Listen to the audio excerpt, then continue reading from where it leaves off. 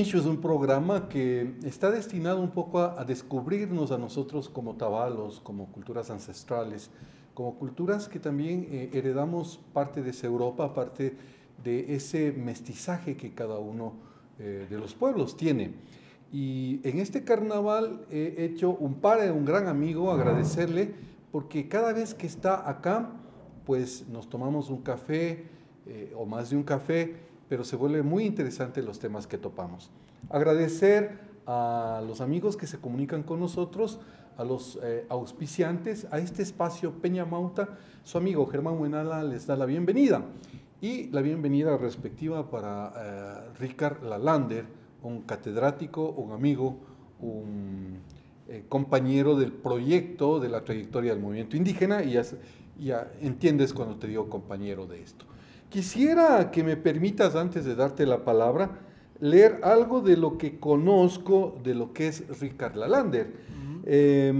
Ricard Lalander es sociólogo y politólogo, es catedrático de la universidad, es full profesor, ¿no? Profesor, sí, que es sí. Un título más que PhD, profesor. Es mucho más que PhD. Sí. Aquí no hay traducción. No hay el profesor, ¿no? No hay profesor, hay profesor titular, pero algunos profesores titulares no tienen PhD, etc. Allá en España dicen catedrático de universidad. Pero dice docente investigador en estudios de desarrollo ambiente en la Universidad de Södertörn, Estocolmo, así se pronuncia, Södertörn, sí. Estocolmo, Suecia. PhD, es tu otro título debajo, y catedrático en estudios latinoamericanos, estudios políticos y económicos en la Universidad de Helsinki, Finlandia. En Ecuador ha colaborado desde hace varios años con la Universidad Andina Simón Bolívar, sede Ecuador, la Flaxo, que es la que está terminando mis estudios, mi hija, en el Centro Andino de Acción Popular CAF, con César Ron, con Paco Ron, perdón. La Universidad Técnica Particular de Loja, de donde acabas de llegar hace poco, y varias organizaciones indígenas. También en Bolivia colabora con la Universidad Mayor de San Simón, la que creó Evo Morales. No, este es anterior. Evo Morales creó las universidades indígenas, la Universidad vamos a hablar Guaraní, de eso. Quechua, Aymara. También dice en Cochabamba, especialmente como supervisor y docente en su programa doctoral en estudios socioculturales. Es autor de un gran número de estudios sobre democracia, desarrollo, identidad, movimientos sociales y temas ambientales en los países andinos, especialmente Bolivia, Ecuador y Venezuela. Bueno, hay una recomendación de que me baje los documentos que están en la web, y vamos a recomendar a los amigos también que si quieren conocer del pensamiento de Ricard Lalander, pues ubicarlos el link para que se bajen los documentos. ¿Está bien así? Por supuesto. Lo hemos dicho todo de Ricard Lalander. Bienvenido. ¿Cómo te sientes acá? Yo paisano igual que Germán Machicuna. Muchas gracias por esa oportunidad de conversar, la invitación a tu muy importante programa que yo sigo también cuando estoy en Suecia o otros lugares. Tú eres de los amigos que siempre me comentan las cosas y a veces nos dices, hay que hacer esto, hay que investigar. Ahora tú eres un invitado, ¿no? Bienvenido, gracias. Muchas gracias, sí, un placer poder compartir de nuevo, como siempre, en mi querido Otavalo, Cotacachi, Imbabura, Ecuador. Yo he pasado, como sabes, mucho tiempo en la Amazonía, los años más recientes. Yo comencé mi carrera investigativa en Ecuador. ¿Y qué año? Hace 15 años. Ya. ¿Y principalmente en la Amazonía? No, comencé aquí, en la sierra, en Imbabura. Ya. Pero antes había trabajado en Bolivia y Venezuela muchos años, especialmente en Venezuela. Ya. Hace 15 años tú conoces el mundo andino o digamos este panamericanismo, o antes ya lo habías visitado. Antes había visitado, yo llegué a América Latina la primera vez en 1990, ya. Hace muchos años. Primero a Venezuela, donde pasé varios años en los años 90, el inicio de los 2000 también. Cuando Venezuela tenía todavía un caos, porque los indicadores, digamos, era una sociedad muy polarizada, muchos ricos y demasiados pobres, Sí. ¿no es cierto? Pero, bueno, no vamos a entrar un poco al detalle, pero tú conociste eso, antes Sí. de todo este tema del socialismo siglo XXI que Venezuela le ha topado muy a fondo. Sí, yo seguí todo este desarrollo. Yo estaba en Venezuela cuando Hugo Chávez llegó a ser una figura pública cuando lideró el intento de golpe de Estado el 4 de febrero del Tú conoces 92. muy bien ese proceso. Estaba en Caracas cuando Chávez registró su nuevo movimiento partido político, Movimiento Quinta República, en julio del 97. Estaba cuando ganó por primera vez Chávez Quizás, en el 98 también. Ricard, quizás hagamos un programa específico de eso, pero lo que me atrae es un poco Ecuador y los Andes sobre esto. ¿Qué te atrajo del sector andino? Bueno, no, realmente yo debería decir que cuando yo había terminado mi tesis doctoral en 2004, había trabajado solo en Venezuela por varios años. Se bautizó mi libro doctoral en la Universidad Central de Venezuela en Caracas. Y después de eso, yo me fui de Venezuela para visitar Perú y Ecuador. Ya conocía Bolivia desde antes, porque yo sabía que después de la tesis doctoral voy a iniciar investigación en otro país andino y sabía que quería trabajar movimientos indígenas. Y ya conocía Bolivia y pensaba que... ¿En qué año Bolivia? ¿A qué año llegaste? En 2001 y 2002. Ya, cuando Evo era fuerte cocalero, Sí. dirigente cocalero, ¿sí? Sí, un fuerte opositor, así como Felipe Quispe. El Sí. Malcu. El Malcu era Claro. en 2001. Que era más el político líder- que Evo, ¿no? O sea, era más avesado políticamente, hablamos de la cuestión de participación, que Evo, que era un dirigente sindical cocalero, ¿no? Ujú. Tú lo Sí. conociste a Felipe Quispe. Bueno, yo tuve el privilegio de entrevistarme con él en 2001, 2002, cuando todavía era el líder indígena más fuerte del país. Él hacía así y separaba la economía por los bloqueos de las carreteras, etc. Y fue muy impactante esa conversación con el Malcu. Entonces, y conocí a Javier Albó, él había conocido ya antes. Raúl Prada, he conversado alguna vez. Tiene muy propuestas brevemente. muy interesantes sobre el tema de la plurinacionalidad, de la interculturalidad. Sí, claro. No, muchos he conocido.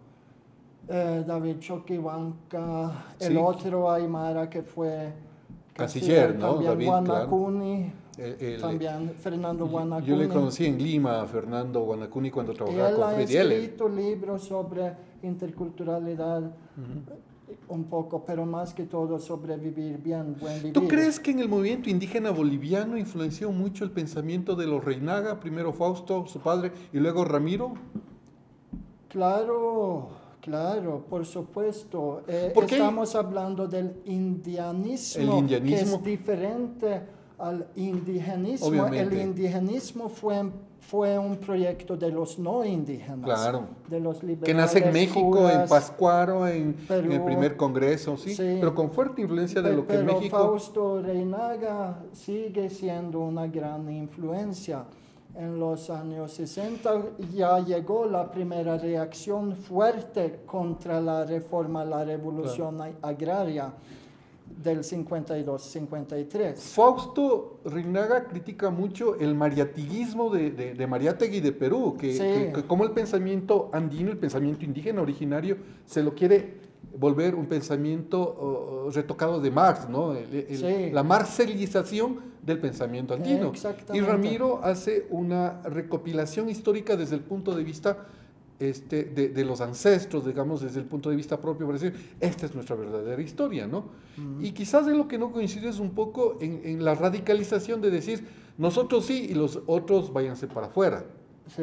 De ahí el pensamiento, cómo se construye, principalmente, yo este libro he recomendado a mucha gente, 5 siglos de resistencia indígena, Tahuantinsuyo, por Huáncar Reinaga, ¿no? Que es este libro que ha cambiado, creo que a la gran mayoría de mi generación cambió la manera de pensar. Sí, yo recuerdo, ahora estamos un poco reconectando con la lucha indígena de Otavalo e Imbabura, porque recuerdo durante mi trabajo para mi libro de los Runacuna de Otavalo y Cotacachi,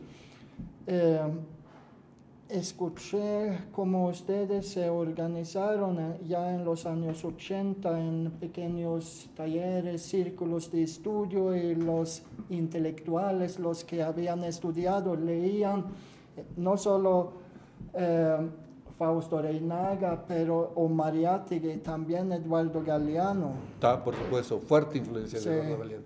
Las venas abiertas de Latinoamérica y luego los cortos que venían. Sí, sí, tenemos gran influencia. Además que el marxismo, por ejemplo, compañeros de mi formación, digo, del proceso de lucha, como Fausto Quimbo, les gustaba mucho la literatura marxista y nos hacía leernos. Tenía su forma de exigirnos a leer Fausto estos libros, es gran amigo mío también, tú pues, sabes. yo siempre me he pensado que Fausto es uno de los que, así como Germán Perugachi, influenció en nuestra manera de pensar y nuestra manera de luchar, de ser, porque hay muchas anécdotas. Fueron también los enlaces entre los urbanos y los campesinos de la física. Sí, porque nuestra generación no sabíamos en dónde estábamos, porque no éramos ya ni comuneros ni éramos mestizos urbanos, estábamos como en un híbrido que nos permitió este tipo de reflexiones de organización, ubicarnos y ahora ves en qué momento estamos. Una pregunta que quería hacerte y bien topado estos temas es, ¿por qué, digamos, en la academia de estos países nórdicos principalmente, regresan a ver lo que está pasando en los Andes? ¿Cuál es el interés y un poco qué resultados tienen? Es una pregunta grande y yo pienso que indudablemente ha crecido el interés académico en los países nórdicos por América Latina. Y como viste ahí en mi trayectoria de preparación académica, yo también estudié estudios latinoamericanos. Bueno, por supuesto, desde mi plataforma temática disciplinaria de la sociología y ciencia política. Recuerdo que cuando yo comencé como estudiante de estudios latinoamericanos y ciencia política, entonces los países que estudiaban o que enfocaban los otros estudiantes en sus tesis eran Brasil, México, Chile, Nicaragua.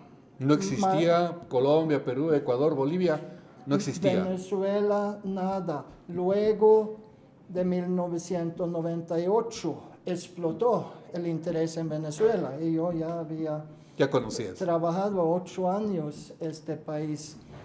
El efecto Chávez en la academia. Y es interesante. Y también Bolivia había un poco de interés ya, y Perú más que Bolivia, pero luego el efecto Evo también acentuó el interés entre los estudiosos allá en los países nórdicos. ¿Qué aprenden de nosotros? ¿Aprenden algo? Porque nosotros envidiamos el sistema que ustedes viven ahí en los países nórdicos. Yo pienso que nosotros tenemos tanto o a veces más que aprender de ustedes que viceversa. Realmente yo aprendo cada día aquí en los encuentros y frecuentemente más de las personas más humildes. Yo he conversado con algunos presidentes latinoamericanos y por supuesto interesante también, pero es... ¿Conversaste con presidentes latinoamericanos? Con algunos. ¿Conversaste con Rafael Correa acá? No. ¿No tuviste la tuve oportunidad? No. ¿En Perú con algún presidente? No, en Colombia con Pastrana, Andrés Pastrana cuando era presidente, con Pepe Mujica de Uruguay también. ¿Te invitó a la chacra, un asadito? No, fue cuando llegó a Suecia, que yo estaba en el grupo anfitrión allá y lo recibimos, sí, excelente persona. Sí, se nota, ¿no? Sí. Y, con Evo seguro conversaste. No, yo lo he visto aquí de esa distancia, lo he saludado, sí, pero nunca logramos una entrevista o conversación. Yo he tenido la oportunidad de conversar así, pero muy ligeramente, y claro, Evo es un personaje, todo un líder. Sí, sí, y he hablado aquí en Ecuador con una persona, mucho he hablado con él, que fue presidente 20 o 24 horas, Antonio Vargas. Antonio Vargas, nuestro gran líder de la Amazonía, la CONAIE, ¿no? Estuvimos en su casa en Unión Base hace unas semanas. Cerca de Puyo, ¿no? Cerca de Puyo. Estuviste recién. ¿Cómo está Antonio? ¿Está bien? Ahora está bien. Estuvo un poco mal hace unos años cuando nos vimos para hacer las primeras entrevistas. Ahora lo veía fuerte, realmente. Volvió su fuerza, su carisma, su espíritu. Exacto. Volvió su sacha. Sí. Y él, algún día, él va a querer presentar su historia. Porque él sería bueno, ¿no? Normalmente no ha dado entrevistas prácticamente a nadie. A mí me quería conversar porque había leído, creo, mi libro de los Runacuna. Parece bueno ese. Yo estaba ya en Puyo hace unos años para verme con Alfredo Viteri, Gualinga, claro, el máximo líder hermano amazónico. de Carlos, hermano de Froilán, hermano Leonardo. de Leonardo. Sí. Leonardo. Entonces, después de un tiempo de conversar, me dijo, aquí está Antonio, quiere conocerte. Y bueno, sí, conversamos muchas horas, tengo todo grabado y tengo las transcripciones y algún día vamos a publicar. Antonio Vargas va a estar algún momento acá en Machu Picchu seguro, conversaremos de toda su experiencia. Estamos con Richard Lalander, es un catedrático académico, amigo digamos, del movimiento indígena, porque creo que conoces más dirigentes que yo mismo, y conoces y estudias muy bien nuestro proceso. Bienvenido y gracias por estar acá, porque todo lo que nos dices son enseñanzas y sobre todo para la juventud, para que sepa que hay mucho que estudiar, porque no es ahora coyuntural todo lo que se tiene, no es coyuntural que haya 5 candidatos a la alcaldía quichuas, a la alcaldía de Otavalo, imagínate, ¿no? En Cotacachi 2, esto es gracias, bueno, se puede ver desde cualquier óptica, de pronto una debilidad del movimiento de no aglutinar políticamente, pero una fortaleza porque hay gente que puede estigmatizarse como líderes que ya piensan que pueden ser alcaldes, ¿no? Pero bueno, eso es todavía un tema a seguir siendo reflexionado. ¿Cómo ves la situación actual de los pueblos indígenas en los estados latinoamericanos? Cuéntanos un poquito de tu experiencia y tu óptica. Yo pienso que ha habido muchos avances realmente y solo considerando las nuevas constituciones de Ecuador de 2008, de Bolivia de 2009 y con el reconocimiento del Estado plurinacional.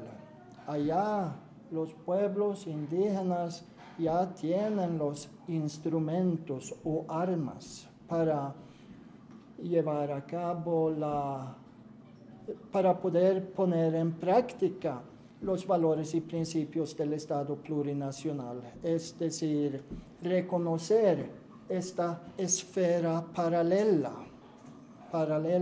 al Estado liberal tradicional.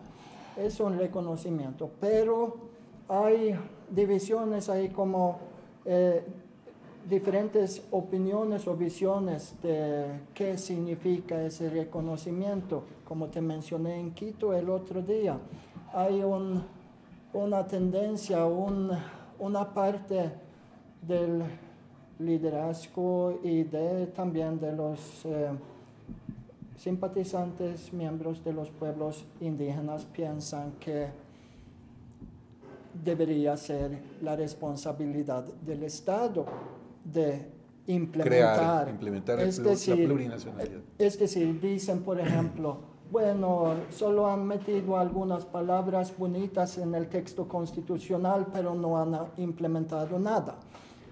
Es decir, yo pienso que ese grupo pertenece a lo que yo llamo el fenómeno de democracia floja, paternalista incluso. El Estado que todo espera que el Estado le dé haciendo. Y hay otra tendencia con Alfredo Viteri Gualinga y otros dirigentes que dicen que ya tenemos los instrumentos, nos toca a nosotros hacer realidad, a la sociedad civil en las bases y especialmente a las organizaciones y pueblos indígenas. Pero esto significa que la dirigencia tendría que negociar con los gobiernos para estar en los espacios de decisión de los gobiernos e implementar políticas públicas que favorezcan a las nacionalidades y pueblos. Sí, significa entre otras cosas eso, pero también tenemos el pluralismo jurídico también y los derechos de los pueblos indígenas en la nueva Constitución de Ecuador y de Bolivia, pero hay, como en cada constitución, las constituciones son resultados de compromisos entre políticos, sectores y intereses, y por supuesto hay una cantidad de contradicciones ahí. Por ejemplo, hay una sección tanto en la Constitución boliviana como la ecuatoriana que hablan del derecho de los indígenas de administrar libremente, eso también, su territorio. ¿Ya? Pero al mismo tiempo hay otro artículo, creo que es el 355 o algo en la boliviana, que dice que las riquezas del subsuelo es patrimonio nacional y es obligación del Estado de explorar y comercializar estas riquezas para el bien común. Sí, porque lógicamente el Estado ve todavía a los pueblos indígenas como hermanos menores, como hijos chiquitos que no pueden administrar su riqueza, entonces el Estado, y a nombre de todos, sacó petróleo, sacó oro, destruyó montañas, y sí, es digamos, el proyecto del Estado, del mundo modernizado, ¿no? Del mundo sí, que quiere la riqueza ya, pero no sembrando a futuro. Volviendo al tema de la plurinacionalidad, es fundamental también entender la interculturalidad. ¿Crees que, por ejemplo, en nuestros estados, principalmente los andinos, la plurinacionalidad ha empezado a ser un pretexto para llegar a la interculturalidad es un pretexto para llegar a la plurinacionalidad? O lo contrario, yo pienso que, bueno, mi opinión es que hay que comenzar con el reconocimiento del Estado plurinacional, pero al mismo tiempo la plurinacionalidad solo se puede establecer de manera más sólida mediante procesos deliberativos interculturales, es decir, en coexistencia y comprensión entre los sectores indígenas. La diferencia, la interculturalidad siempre habla de los diversos, de la diferencia, de los grupos, entre comillas, étnicos, ¿no? Y de entenderse eso. Pero la plurinacionalidad ya sería el siguiente paso, sino de las decisiones políticas del Estado sobre acciones, no solo pueblos y nacionalidades indígenas, sino sobre todos los que hacemos del Estado. Sí, por supuesto. Realmente, yo estoy muy de acuerdo, se puede iniciar desde ahí. Es difícil identificar cuál es el punto inicial de comienzo de esa creación de un Estado plurinacional y sociedad intercultural, porque, por supuesto, se fue reconocido solo en 2008 y antes de eso habían coexistido, habían vivido integrados en la sociedad. Los pueblos indígenas y otros grupos étnicamente definidos, especialmente aquí en la sierra, habían tenido desde hace muchas décadas ya contacto con los no indígenas, mestizos blancos, etc. En la Amazonía, en comparación, han vivido más aislados muchos grupos indígenas, sin mucho contacto con los no indígenas. Bueno, con la excepción de algunas industrias petroleras, misioneros, etc. Obviamente la iglesia, las misiones contribuyeron mucho a esta visibilización de las diferencias de los pueblos indígenas. Sí. ¿Qué crees que en nuestros estados pasó para que se visibilice el movimiento indígena como un movimiento político? ¿Algo pasó? Tú estás hablando de la politización de los grupos étnicamente definidos, que emergió más que todo en los años 90. Como actores sociales, sí, que luego tomaron... de importancia nacional, y la formación de los primeros partidos políticos indígenas, como Pachakutik y Amautajatari aquí, el MAS, y Pachakutik de Bolivia. Felipe Quispe en Bolivia, por ejemplo. Pienso que tiene que ver con muchas cosas, también con algunos instrumentos internacionales, como la Convención 169 de la OIT, en 89 hasta el 91, que enfatizó todos esos derechos de los pueblos indígenas que ahora están incorporados en las constituciones andinas, allá, incluso en Venezuela. Está reconocido, pero claro, no tienen una población indígena tan grande como Ecuador o Bolivia. Esto pienso, y también algunas veces el trabajo de algunas ONGs que estaban trabajando con los indígenas para capacitar, concientizar, etc. Por supuesto, siempre había existido algún tipo de, en el siglo XX estoy hablando ahora, organizaciones indígenas, pero a nivel muy local. Aquí la primera organización un poco más grande fue la Federación Shuar en el 64. ¿Ya? Luego las organizaciones de la Sierra, Ecuarunari, la CONAIE después, y la CONAICE. En Chimborazo el Monseñor Leonidas Proaño ayudó a los quichuas allá a organizarse, y una vez que estaban marchando como organización, él salió.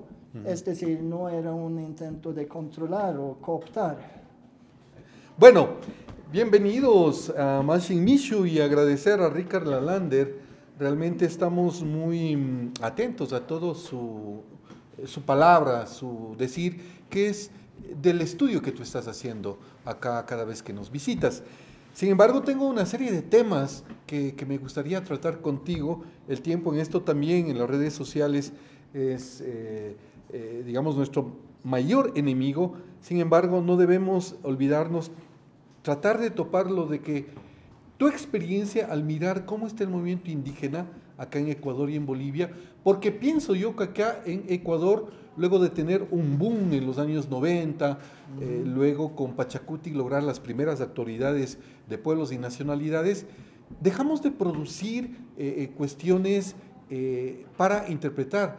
Y he estado últimamente en las redes leyendo mucho las nuevas generaciones de Bolivia que están interpretando desde las corrientes de pensamiento contemporáneo el pensamiento indígena. ¿Sí?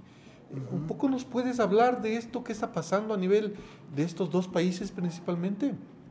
Sí, cómo no, es un tema complicado con sus diferentes dimensiones sociopolíticas, prácticas, etc. Y también la parte más preparativa, la intelectualización de las ideas y componentes de la lucha reivindicativa de los pueblos indígenas.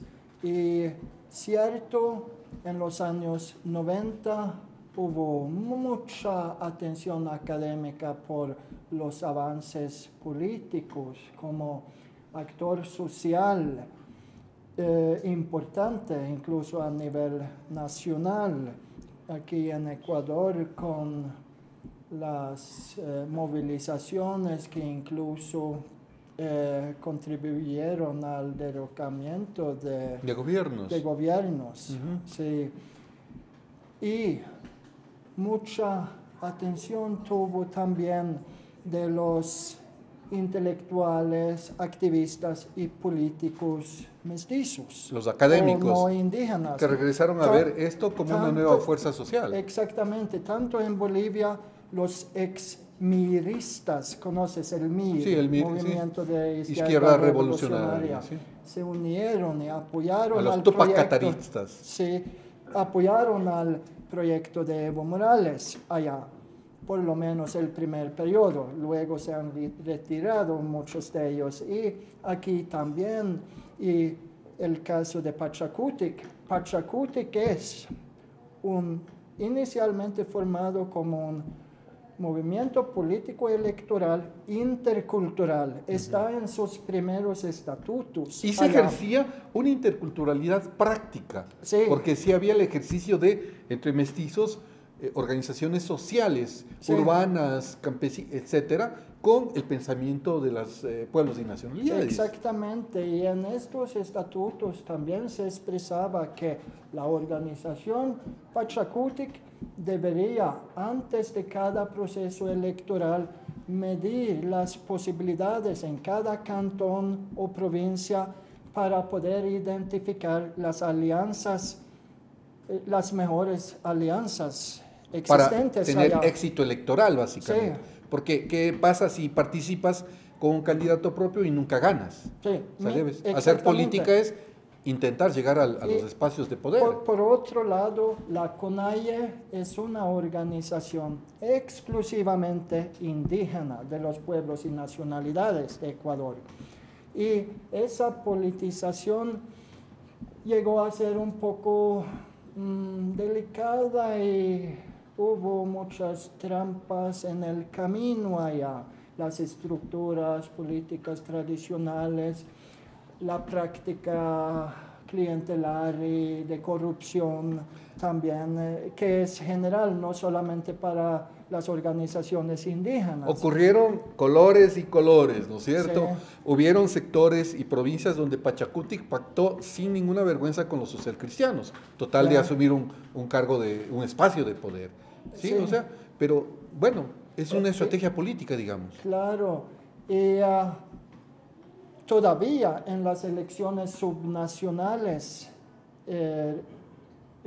pasadas de 2014, Pachakutik sorprendió a muchos porque a nivel subnacional estaba como tercera fuerza todavía. Y allá hay una gran diferencia entre el partido Pachakutik y Movimiento Alianza País, porque Pachakutik ha sido un partido mucho más orgánico, con su sostén de apoyo en las comunidades indígenas, es decir, de la CONAIE. Según estadística que yo tengo, el 80% de las comunidades, por lo menos en 2005, estaban adscritas, identificadas como CONAIE.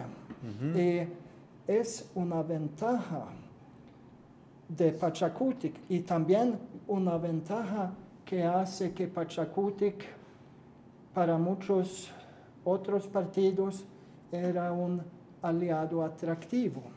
Sin embargo, un amigo común nos dice que Pachacutic se ha convertido en una escuela política, porque por ejemplo en el plano local, muchos de los, digamos, que están esperando ser elegidos como concejales, como alcaldes, se formaron en Pachacutic.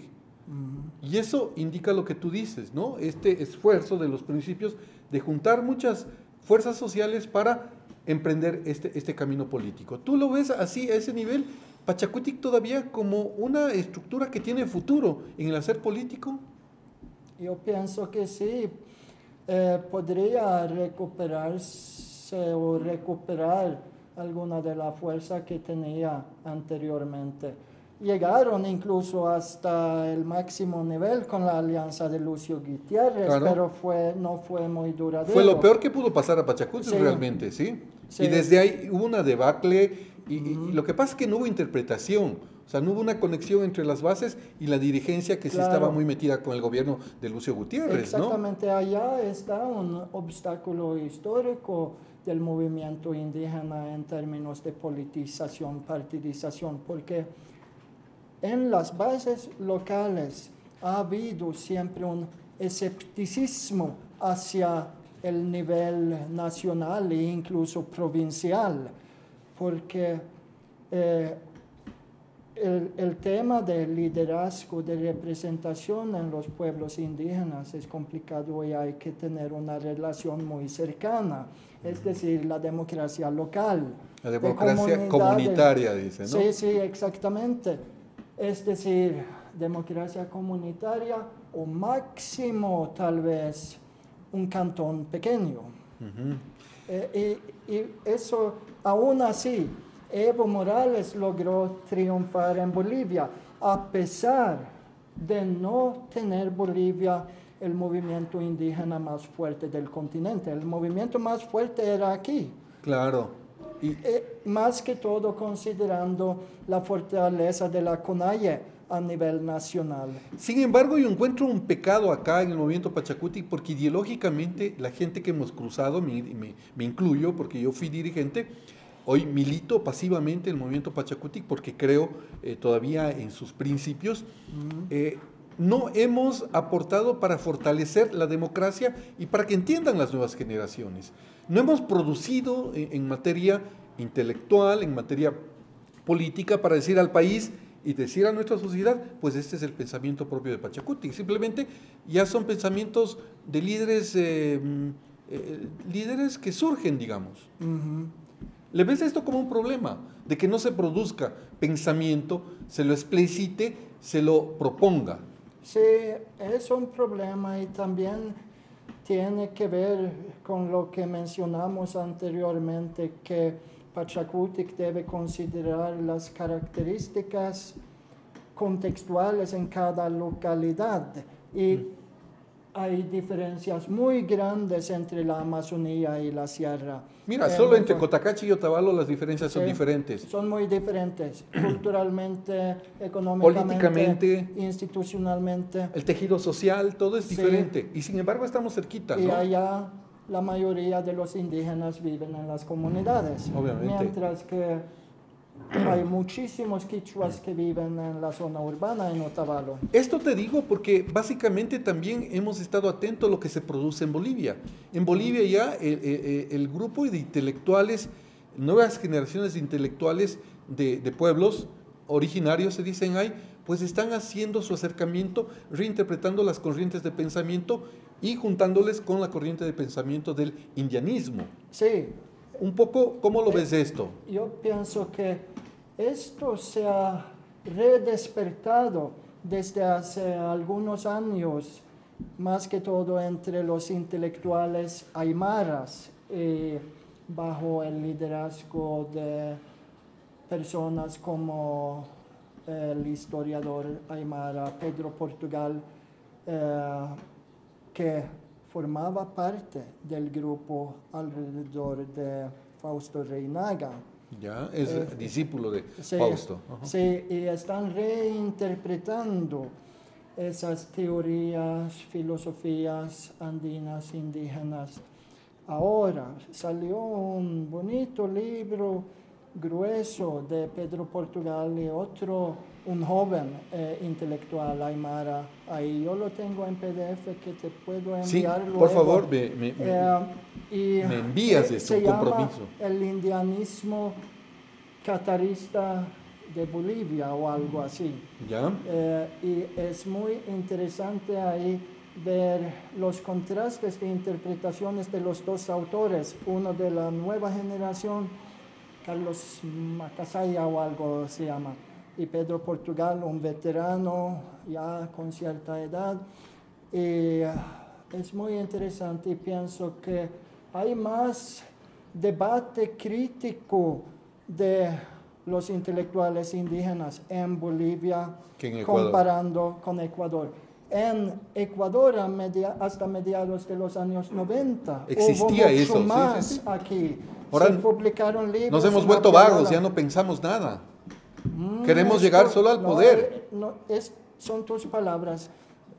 Yo digo porque quiero leer a alguien, he leído poco, pero estamos en otro tipo de investigaciones. Yo escribo para la prensa, pero digo, mi legado es la prensa, es para que el que lee la prensa un poco se entere otro tipo de cosas. ¿Podría tener algo que ver con el impacto de los medios sociales ahí, que la gente no quiere leer textos largos como antes? No, pero posiblemente. La academia mismo, nosotros estamos ya en proceso de tener la Mauta Iguasi y esperamos que la Mauta Iguasi sea esta casa donde se produzcan esto que en Bolivia ya estamos teniendo envidia, están produciendo. Últimamente leí un estudio muy académico sobre el tema del acercamiento teórico entre el marxismo y el indigenismo. Claro. O sea, ¿tú ves que eso es posible? Por supuesto, yo hablé con uno de los máximos intelectuales aymaras, el fundador o el que sistematizó inicialmente la conceptualización de Summa Camaña, es Simón Yampara. He oído de él, ¿sí? Sí, tengo su libro, uno de sus libros en PDF también que te puedo pasar.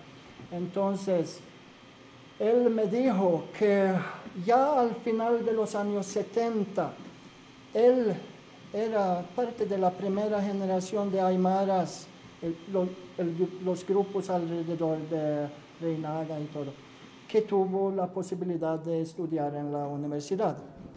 Y estudió sociología en la Universidad Mayor San Andrés, la UMSA de La Paz, y tenían un semestre solo de Marx, y él no entendía eso de medios de producción, etcétera, del marxismo. Del proletariado. Sí, entonces se esforzó, pasó un mes o algo pensando cómo llamamos eso en aymara según nuestra ontología, epistemología, cosmovisión, etcétera. Luego emergió, es Sumac, Camaña, y lo dijo en la clase, y el profesor y todos solo lo miraban raro, así, ¿qué dice eso? Pero luego fue aceptado y entraron otros intelectuales y tuvieron apoyo de la cooperación alemana, la GTZ, que publicó unos libros sobre Summa Camaña. Oye, yo me sonrío porque nos pasó eso en la universidad. Sí. Nuestras universidades en mi época eran muy marxistas. Yo estudié en la Universidad Central y en esos años que yo inicié estudiando, pues surgió la CONAIE y estaba muy cerca la gente de la CONAIE y empezábamos a hacer esa reflexión de que el marxismo habla solo del proletariado y del campesino, y nosotros acá teníamos diferencias históricas y diferencias culturales, y yo a clases iba a decir, nosotros somos pueblos y nacionalidades. Ese concepto nos decía, frente al marxismo, Germán, eres un revisionista. Ajá. De pronto me decían, ya está cercano al capitalismo, pero no a la lucha de clases que el proceso histórico va a darse en Ecuador. Exacto. Así hablaban y nos enfrentábamos. En Bolivia también, en esos años 80, etcétera. Decían varios dirigentes que hay que ver la realidad y el mundo con los dos ojos. El ojo de clase, como campesinos oprimidos, y el ojo étnico. es decir, la Identidad, autoidentificación cultura, historia. etnocultural, como pueblos también oprimidos, marginalizados. Y ahí está la paridad, otra vez un principio Sí. filosófico andino. Claro, y esta tensión ha existido en las organizaciones indígenas también. Somos clasistas o culturalistas. Claro. Las facciones de la CONAIE, de la FICI también.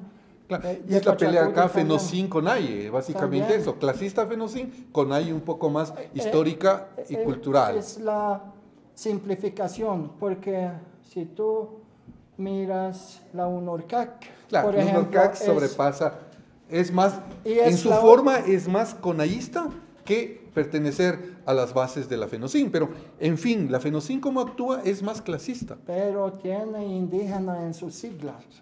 Y también Indígenas tiene y negras. negros, digamos. Pero bueno, ¿tiene futuro el movimiento indígena?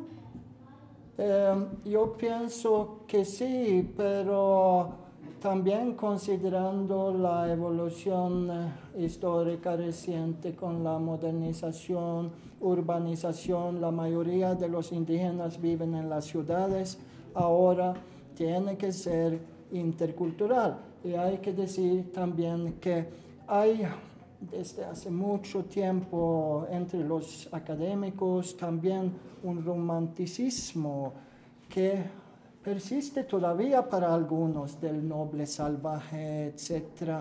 Y en Bolivia dicen algunos de los dirigentes indígenas que los indígenas urbanos ya no son indígenas, etc. La FICI nos pasó aquí cuando inició la presidencia de Manuel Díaz, básicamente. Y hay dirigentes que piensan eso. Sí. Pierden el idioma, no viven en comunidad y ya no son indígenas. Sí. Y este es un problema. Es un problema, porque ¿qué es la indigeneidad realmente? ¿Es el idioma, la vestimenta, las costumbres o incluso es solo el folclore, las fiestas, la música, etcétera? ¿O es, como dice nuestro amigo Ariruma, que la indigeneidad y la plurinacionalidad es algo que uno lleva por dentro? Obviamente. Sí. Sí, sí, es todo un proceso histórico. Con mi familia, a nuestros hijos, a nuestros parientes, entendemos esto de identidad y sabemos cómo nos estamos a pesar de que estemos con zapatos, a pesar Sí. de que nuestras generaciones ya perdieron el idioma, pero hay una fuerte enraizamiento de identidad a ese nivel. Ujú.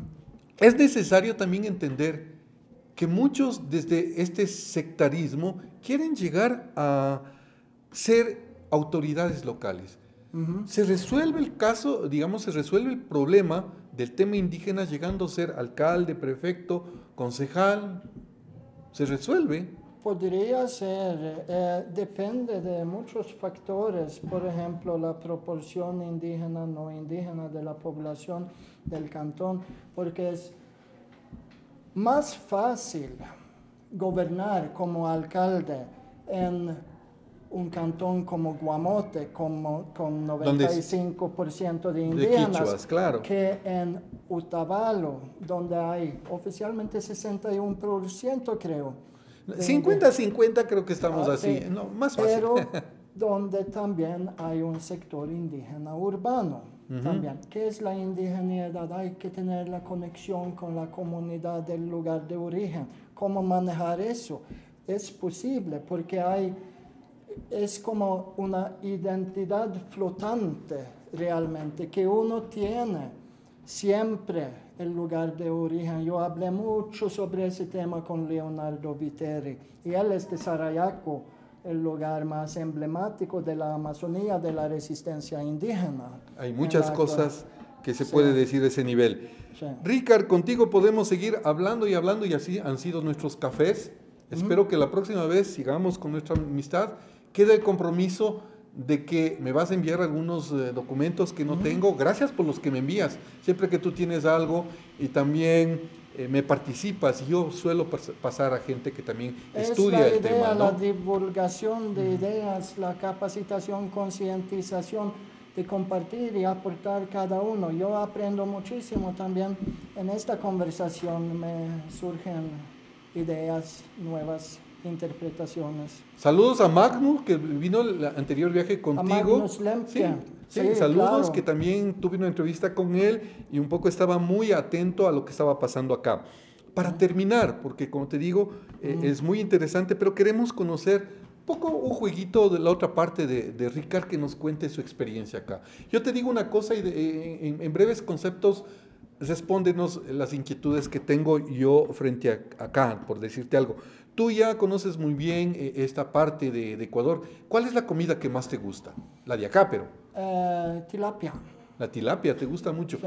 Pero la tilapia es diferente, ustedes comen mucho salmón, ¿no? Sí, allá comemos mucho salmón. El salmón es diferente a la tilapia, obviamente. Sí, aquí incluso comí en la calera, en Hatarishun, comí la tilapia más rica de mi vida, que me invitó Miguel Guaira Calapi. Un saludo ¿Y qué tenía? a Calapi. Miguelito, que es nuestro amigo también, a Guaira, sí. Él está en el sur del país ahora. No está acá. Sí. Vamos a traerlo a Miguelito, a Machin Mishu. ¿La ciudad que más te gusta de Ecuador? Cotacachi. Una cosa que te ha traído como curiosidad aquí en los Andes, no solo en Ecuador, ¿qué es lo que más te causa curiosidad? Bueno, como ya debes haber entendido, las perspectivas y ontologías, epistemologías de los pueblos indígenas, y es muy fascinante conocer tanto los pueblos andinos como los amazónicos. Sabes que yo he trabajado este mes con los Shuar de Zamora Chinchipe. Son muy ricas experiencias. Pienso eso y me he desarrollado y mejorado como académico con sus perspectivas. Eres investigador académico a cabal, digamos, a tiempo completo, y eso nos agrada porque siempre aprendemos contigo. Un amigo acá, en este medio, un amigo que dices, este es mi amigo que siempre le visito, o amiga. Yo diría que Marcelo Muñoz en Cotacachi, Pablo Espina, Paco Ron en Quito, Pablo Andrade, Pablo Ortiz, Pablo Dávalos, también los 4 Pablos de Quito. En Puyo siempre Leonardo Viteri. Tienes muchos amigos, entonces. Sí. ¿Una montaña que más te guste acá? ¿A quién le pides los favores, que te dé salud? El Cotacachi. La mamá Cotacachi. La mamá Cotacachi, no el Taita. El Taita es el Imbabura, el que claro. siempre tenemos acá. ¿Qué te gusta más de Ecuador, la costa, la sierra o la Amazonía? La Amazonía. ¿Por qué te gusta más la Amazonía? La cultura, la belleza de la naturaleza, la humedad. Es diferente, calor, ¿no? La comida, otro ritmo de vida. Allá te pasa el tiempo, pero ¿no? me gusta, me encanta, amo Imbabura, Otavalo, Cotacachi, por supuesto. ¿Quichua o Aymara? ¿Qué te gusta más? Quichua. ¿Del mundo Aymara conoces a...? Un poco, sí, Pero más conoces la parte quichua, ¿no? Más conozco la parte quichua. Estoy estudiando ahora para comprender mejor el origen y los mitos de los quichua amazónicos, porque hay diferentes versiones, y estoy leyendo sobre los Napuruna. Ya, sí, hay una teoría que son andinos y que fueron huyendo de la colonización, ¿no? Sí. Los naporrunas. Sí. ¿Una canción que te gusta de acá? Ajá, ¿cuál sería? Una que bailes, una que cantes, una... Ay, no sé. ¿O un grupo de música? Bueno, el grupo del amigo Zaire Cotacachi. Charijaya. Me gusta. ¿Un mucho. político indígena? Un político indígena. El que le veas así como un futuro fenomenal. Ajá. Difícil. ¿Ves que tenemos en el sur, en Chimborazo, acá en Imbabura, en Cotopaxi, en Zamora, en sur, Sí. en Morona, Santiago, en la Amazonía? Sí. Bueno, Salvador Quispe ha sido bueno. Un buen ahí en el político, sur. ¿sí, no? ¿Un libro que recomiendes a la gente que lea? Un libro académico o un clásico. Cualquiera. Machiavelli, el príncipe, Ah, ya, podría ser. sobre pensamiento, sobre... Sí, para comprender la actualidad también. Y él se escribió hace 500 años casi. Yo en medioevo no me llevo. Una fruta que te guste acá, porque aquí tenemos frutas exóticas, ¿no? Guanábana. Ah, ¿te gusta? No hay guanábana allá en Suecia. No, no hay. Importamos un poco. Debe ser carísimo allá, Importamos ¿no? muchísimas bananas. Ah. Suecia y Finlandia son los dos países más importadores de bananas y café del ¿Cuánto mundo cuesta por cápita. el kilo de banana en Suecia? 20 coronas, 21, es decir, $2.50. ¿El kilo? Sí, el Ya. kilo. ¿Un parque que te guste de nuestras ciudades? ¿En qué parque sueles sentirte bien? Un parque. Estás hablando de la plaza frente a Sí, sí, al municipio. ¿Cuál te gusta? ¿En dónde te gusta sentarte, conversar con la gente? Me gusta Cotacachi, El parque- Otavalo también. El de A Cotacachi veces es súper tranquilo, Es ¿no? súper tranquilo, es muy bonita la iglesia también. Sí, sí, es muy bonito, tienes razón. Y la Asamblea de Unidad Cantonal es bonito allá. ¿El programa de Machine Micho que más te gustó, más te atrajo por la temática que estábamos tratando? Me gustó mucho tu entrevista con Auki, Ah, ya. realmente. Sí, fue una entrevista distendida. Sí. Él no pensó que iba a ser una entrevista y de las ese nivel. partes más de reflexiones históricas, los recuerdos de Auki, sí, eso me gustó mucho. Bueno, ¿cómo te has sentido, Ricard? Ujú. ¿Cómo te has sentido en esta entrevista? Bien inspirado. ¿Sí? Sí, sí. ¿Tienes algo más que decir? Porque estamos terminando. No, un gran saludo a todos mis amigos, también los no mencionados, y siempre un placer compartir con ustedes y aprender. Y después de estas elecciones cantonales de Otavalo y Cotacachi, voy a escribir otro librito sobre la indigeneidad y los diálogos interculturales en la política local. Reflexiones sobre Cotacachi y Otavalo. Así que veremos cómo termine todo eso. Hay diferentes candidatos quichuas que tienen posibilidad de ser el nuevo alcalde de Cotacachi y Otavalo respectivamente, pero no vamos a hablar de este tema hoy. Agradecerte mucho. Me place estar con tu amistad porque realmente aprendo siempre que tú llegas o antes de llegar ya me escribes y el cafecito, el diálogo en Quito, el diálogo acá en Otavalo es muy placentero porque aprendemos Igualmente es mucho. mi placer. Te agradezco Mi estar privilegio. acá. Seguro que nuestros amigos de Machine Micho estarán comentándonos sobre los diversos temas que hemos tratado acá. Invitarles a que estudien más, a que profundicen y también a tomar contacto con Ricard, que es una persona muy abierta, un académico que nos conoce mucho. Muchas gracias, Ricard. Yo Y- paisane, hasta Kashkaman, Mashikuna, Cotacachi Manta, Otavalo Manta, y Paichan. Te espero la próxima. Muchas gracias. Gracias. Hasta la próxima.